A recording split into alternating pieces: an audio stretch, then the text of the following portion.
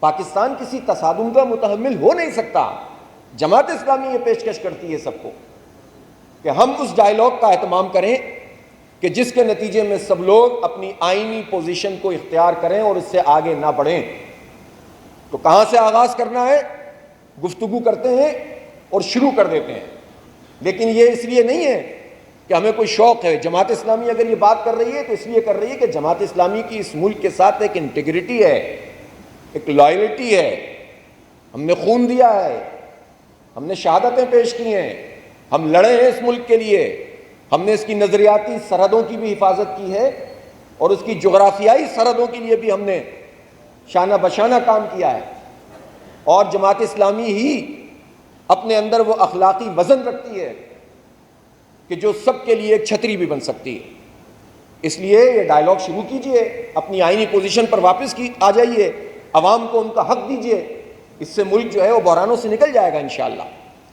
تو جمہوری آزادیاں بہت اہم ہیں۔ ابھی بھی ہم دیکھیں لاپتہ افراد کا مسئلہ، روز کمیشن کے سامنے، روز عدالتوں میں لوگ چلا رہے ہوتے ہیں، چیخ رہے ہوتے ہیں، ہمارا بیٹا کہاں ہے، ہماری بیٹی کہاں ہے، ہمارا باپ کہاں ہے۔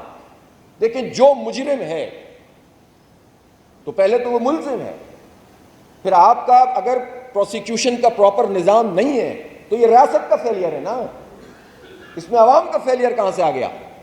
ریاستی اداروں کا فیلئر ہے نا، چاہے وہ عدلیہ ہو، چاہے وہ مقننہ ہو۔ تو جس کے اوپر الزام ہے اس الزام کو ثابت کیجئے، جو مجرم ہے اس کو سزا دیجئے۔ لیکن یہ کہاں سے آ گیا کہ آپ لوگوں کو لاپتہ کر دیں، برسوں لوگ اپنے پیاروں سے دور رہیں، اس کے نتیجے میں غم، غصہ پیدا ہوتا ہے۔ اگر کوئی مجرم بھی ہوتا ہے تو وہ مظلوم بن جاتا ہے، تو مظلوم بنانے کی فیکٹری آپ لگاتے ہیں، مجرم پیدا کرنے کی فیکٹری آپ اس عمل سے لگا دیتے ہیں۔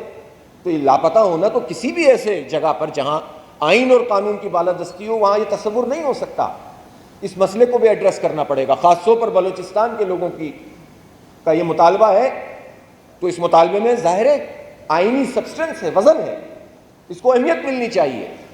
ہاں میں یہ ضرور کہتا ہوں کہ اس کا مطلب یہ نہیں ہوتا کہ اگر کوئی اس راستے کو اختیار کرے تو دوسری قوم کے بولنے والوں سے نفرت کرنے لگے، ان کو مارنا بھی جائز ہو جائے، ان کو قتل کرنا بھی جائز ہو جائے، اس راستے کو تو کبھی اختیار نہیں کیا جا سکتا۔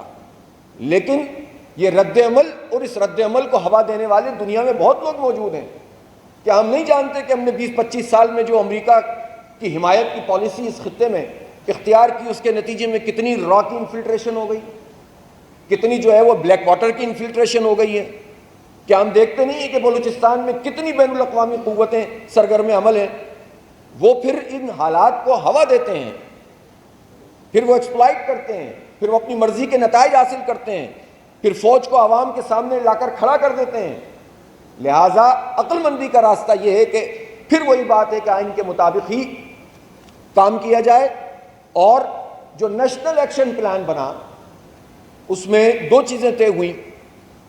اس میں ایک چیز تو یہ تھی کہ جو ایکشن کیا جائے گا، لیکن اس کے ساتھ ساتھ یہ بھی تو طے ہوا تھا کہ تعلیم دی جائے گی، روزگار دیا جائے گا، سڑکیں بنائی جائیں گی، پانی دیا جائے گا، بجلی دی جائے گی، گیس فراہم کی جائے گی، روزگار کے مواقع لوگوں کے لیے کھولے جائیں گے۔ تو یہ مواقع کہاں ہیں؟ یہ بلوچستان میں ہیں کیا سب؟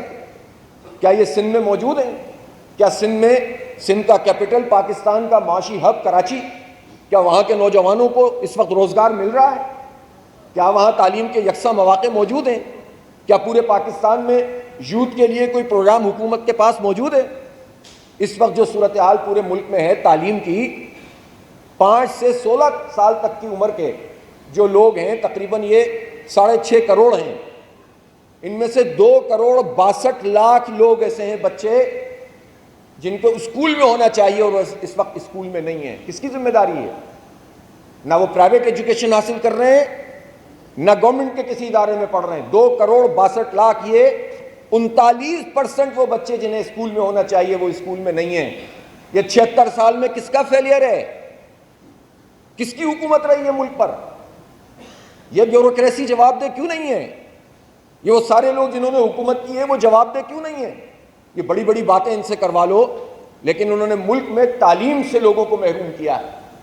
یہ ان کا فیلئر ہے۔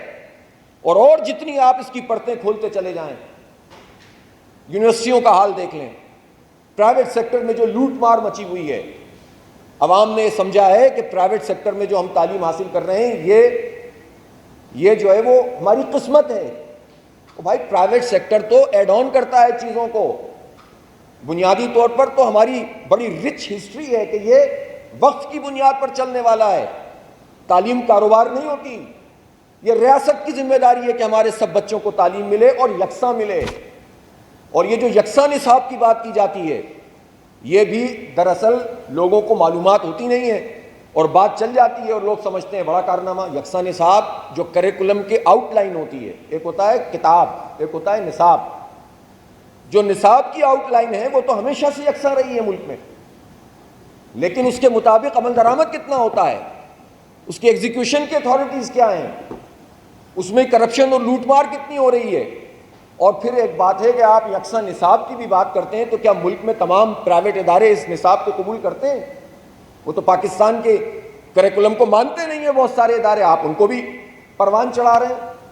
تو یکساں نظام ہونا چاہیے۔ یکساں نظام کا مطلب یہ ہے کہ تمام لوگوں کو برابر کی اپرچونٹی ہونی چاہیے، غریب، مڈل کلاس، امیر، سب کے لیے تعلیم کے یکساں مواقع ہونے چاہیے، پھر جو جتنا اہل ہوگا وہ آگے بڑھے گا۔ لیکن اگر آپ کسی کو 0 پہ کھڑا کر دیں اور کسی کو 200 پہ کھڑا کر دیں تو کیسے چلے گا معاملہ؟ اس لیے تعلیم، یکساں نظام، یکساں نصاب، یکساں زبان، سب کے لیے ایک، اور اس کے لیے ٹیچرز چاہیے، ان کی ٹریننگ چاہیے، ان کی جو بھرتیاں ہیں وہ سفارشوں پہ نہ ہوں۔ پھر جب وہ ٹیچرز ہیں تو ان کی قابلیت کو بڑھانے کا میکینزم کیا ہے؟ یہ پورا تعلیم کا شعبہ جس طرح سے چلایا جا رہا ہے، اور پھر دنیا میں کہاں ہوتا ہے؟ دیکھیں یہ 18ویں ترمیم کے بعد ہوا یہ کہ تعلیم کو صوبوں کا چیپٹر قرار دے دیا گیا۔ ایگزیکیوشن کے لیے تو صوبوں میں تعلیم ہونی چاہیے، لیکن جو تعلیم ہے در حقیقت وہ قومی مسئلہ ہوتا ہے۔ جس طرح دفاع قومی مسئلہ ہے اور کوئی یہ نہیں کہہ سکتا کہ پنجاب یا سندھ یا بلوچستان یا کے پی اس کا الگ الگ دفاع کا نظام ہوگا، بالکل اسی طریقے سے جو تعلیمی پالیسی ہو، جب معیشت کی پالیسی ایک ہوتی ہے تو تعلیم کی پالیسی بھی ایک ہونی چاہیے۔ یہ ہر صوبے کی الگ پالیسی نہیں ہوگی۔ اس لیے 18ویں ترمیم میں کے بعد اس کی ایک ترمیم کی ضرورت ہے کہ جس میں تعلیم کو ایک پالیسی کے طور پر سب کے لیے ایکسیسیبل بنانا، مواقع فراہم کرنا، یہ ضرورت ہے۔ اس پر جماعت اسلامی نہ صرف یہ کہ بات کرے گی بلکہ اس کے لیے پوری اپنی ایک لائے عمل کا بھی ہم انشاءاللہ تعالی جلد اعلان کریں گے۔ اسی طرح سے آپ صحت کے معاملات دیکھ لیجئے، اسی طریقے سے آپ جس شعبے میں چلے جائیں، اس وقت گیس کا کرائسس ہے۔ یہ گیس کا کرائسس کیوں ہے؟ سب سے پہلے تو میں یہ کہنا چاہتا ہوں کہ پاک ایران گیس پائپ لائن پر کام لازمی ہونا چاہیے۔ اور جب امریکی صدر کا دورہ ہوا تو امریکی وزارت خارجہ کی طرف سے بیان جاری ہوا کہ امریکی صدر کے دورے کو ہم دیکھ رہے ہیں اور کوئی ایسی چیز نہ کی جائے جس سے آپ کے لیے خطرہ پیدا ہو جائے۔ آپ ہیں کون؟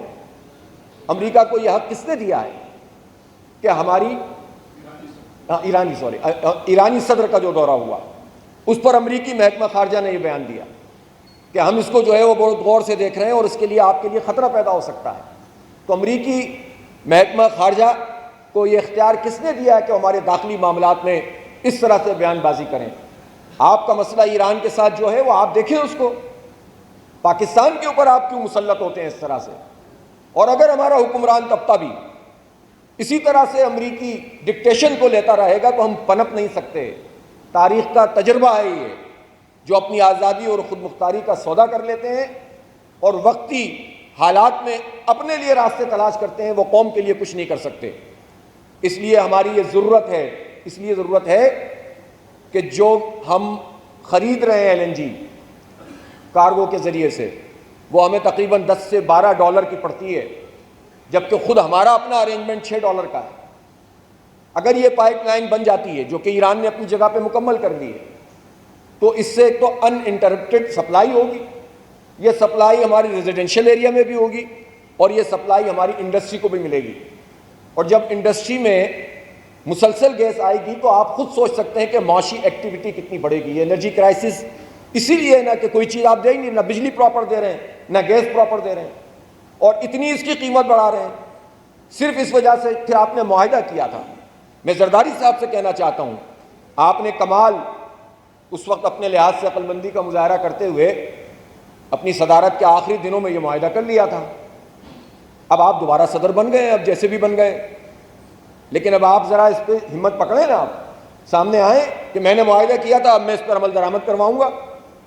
کچھ بیان دینا تو شروع کریں، ابھی پتہ تو چلے کہ آپ میں کتنی جان ہے. یا جاتے جاتے سب ایک کام اس لیے کر جاتے ہیں تاکہ پولیٹیکل فائدہ اس سے حاصل ہو جائے. تو پاک ایران گیس پائپ لائن بننی چاہیے. اب دیکھیں ایران جو معاہدہ تھا اس کے مطابق جو ہے وہ پینلٹی ہم پر لگ گئی ہے، اور ہمیں یہ باتیں سننے کو مل رہی ہیں کہ ہمارے وزیر اعظم وغیرہ اس ٹائپ کے لوگ جو ہیں وہ یہ کہہ رہے ہیں کہ ہم پینلٹی ادا کر دیں گے، ہم امریکہ کو ناراض نہیں کر سکتے. جو لوگ اس طرح کے لوگ ہیں وہ قوم کے لیے کیا فیصلہ کریں گے؟ پوری قوم کا یہ مطالبہ ہے کہ یہ پائپ لائن بننی چاہیے، اس سے ہمارا بہت بڑا مسئلہ حل ہوگا. اور اس کے ساتھ ساتھ یہ جو گیس کا اس وقت کرائسس ہے، 2 گھنٹے کی جو ہے وہ آپ گیس فراہم کر رہے ہیں، پورے پنجاب کا یہی حال ہے، سندھ کا یہی حال ہے، کے پی کا یہی حال ہے، بلوچستان جہاں سے اتنے بڑے ذخائر موجود ہیں وہاں یہی حال ہے. اس کا کیا حل ہے؟ 15 سال تقریباً ہو گئے ہیں پراپر ایکسپلوریشن نہیں ہو رہی. یہ ہمیں دھوکے میں رکھا جاتا ہے کہ ہمارے ریزروز ختم ہو گئے ہیں، لیکن وہ ریزروز ختم ہو گئے ہیں جو آج سے، آپ کو پتہ ہے ہمارا پوٹوہار کا جو علاقہ تھا جہاں سے گیس ملی ہے، یہ 1800 میں یہاں ایکسپلوریشن ہوئی تھی، انگریز نے کی تھی، اور یہ دنیا کا دوسرا کنواں تھا. اس کے بعد اب اگر اس کے ذخائر ختم ہو گئے تو اس کا مطلب ہے کہ گیس ختم ہو گئی ہمارے پاس سے. اگر سوئی میں کمی ہو گئی ہے تو گیس ختم ہو گئی. ابھی تو اس وقت 71% گیس جو ہے وہ سندھ سے نکل رہی ہے.